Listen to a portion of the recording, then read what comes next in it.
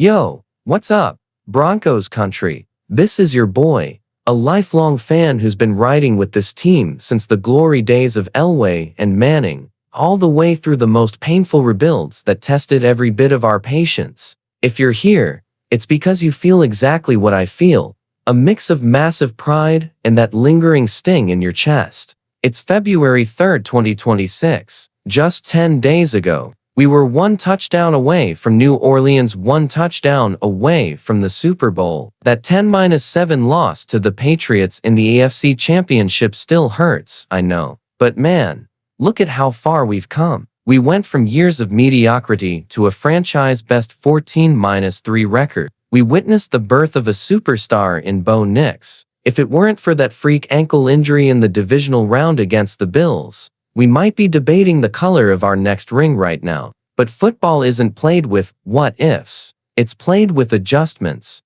That's why today's video is different. We aren't just here to mourn. We're here to break down Sean Payton's master plan, the promotion of Davis Webb, the rise of Logan Kilgore, and keeping Vance Joseph on board. These aren't just title changes. They are the foundation of a dynasty. Grab your coffee, take a seat, because today we're decoding the future of the Denver Broncos.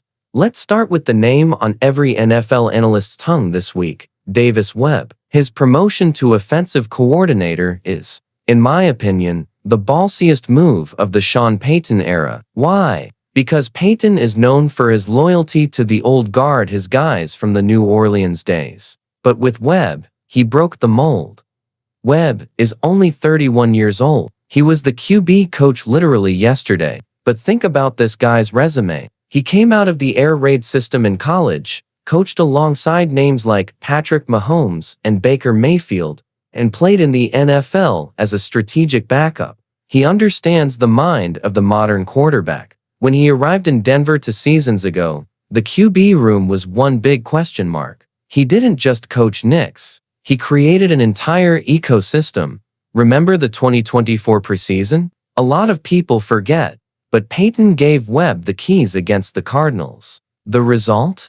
Over 400 passing yards and an offense that looked like a Ferrari. Webb brings an aggressiveness that Payton's conservatism sometimes lacks. He gets RPOs. He gets the no-huddle. And most importantly, he knows how to manipulate defenses that are currently spamming blitzes against young QBs. But why did he stay? Webb interviewed for head coaching jobs with the Raiders and Cardinals. He could have left for a bigger title on paper. The fact that he chose to be the OC in Denver tells me two things. First, he believes Bo Nix is an elite, generational talent. Second, he got a guarantee that he'll have a real voice in play calling. If Payton actually delegates the headset to Webb on third downs, forget that predictable offense we saw stall out against New England. We're talking about an offense that will use Marvin Mims and Troy Franklin on vertical routes to exploit pure speed, not just safe checkdowns. With Webb moving up, the QB coach spot opened up,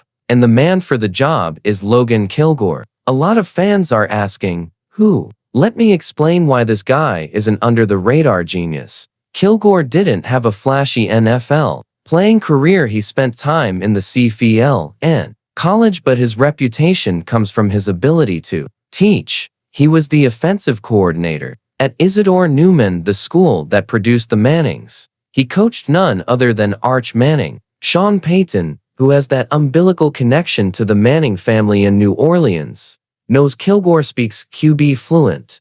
What does Bo Nix need in year 3? He's already proven he has the arm and the mobility. What he needs now is elite mental processing speed. He needs to look at a disguised defense from the Chiefs or Chargers and know, in 0.8 seconds, exactly where the mismatch is. Kilgore is a specialist in this. He brings training drills focused on footwork tied directly to field vision. The Webb-Kilgore connection creates a knowledge pipeline. While Webb draws up the macro plan, the strategy, Kilgore focuses on the micro Nix's mechanics and decision-making. That's sustainability. If Webb leaves to be a head coach in 2027, Kilgore is already groomed to take over. That's how organizations like the Steelers and Ravens stay on top for decades. They don't look for answers outside. They build them in-house. Now, flipping to the other side of the ball, Vance Joseph returning as defensive coordinator. I know. Back in 2023, half the fan base wanted his head after that 70-point nightmare against the Dolphins. But look at the redemption arc this man has had. In 2025, he turned Denver into the number 3 defense in the league. VJ was scouted by 7 teams this offseason for head coaching vacancies. 7. And he said, no, that's unheard of. He chose to stay in Denver because he knows what he's built here is special. He has Pat Surtain too, the best corner in the game, playing with an intensity that makes it feel like there are 3 of him on the field. He has Jonah Ellis's, who broke the franchise pressure record in just his 2nd year.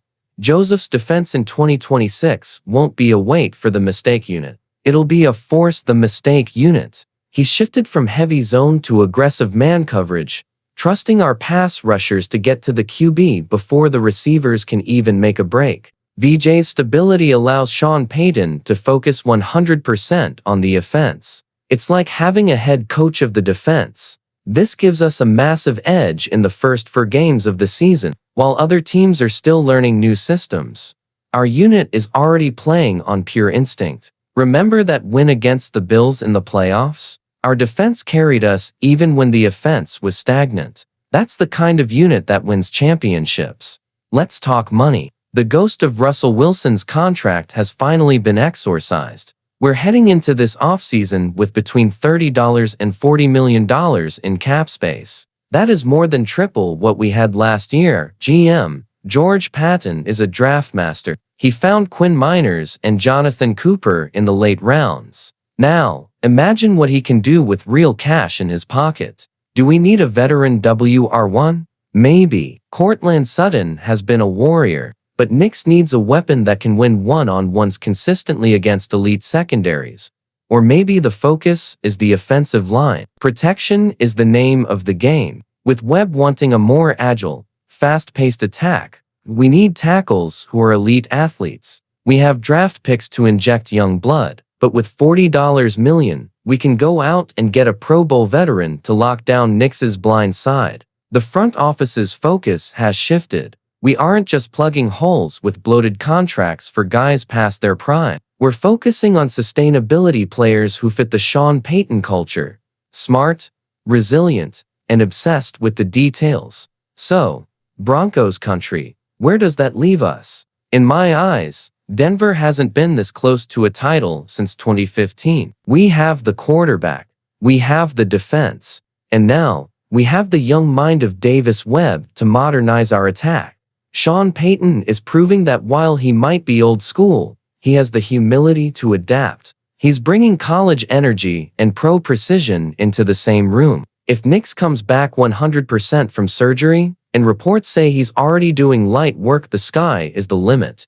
But I want to hear from you. What matters more right now? The continuity on defense with Vance Joseph, or the new blood with Davis Webb on offense? Do you think Nix jumps into the top 5 QB conversation with this new staff? Or are we still one magic piece away in the receiving corps? Drop your thoughts in the comments below. Let's get this discussion going, because Denver isn't just a team, it's a nation. If you enjoyed this deep dive, don't forget to hit that subscribe button and ring the bell. We're going to cover every step of this offseason right here.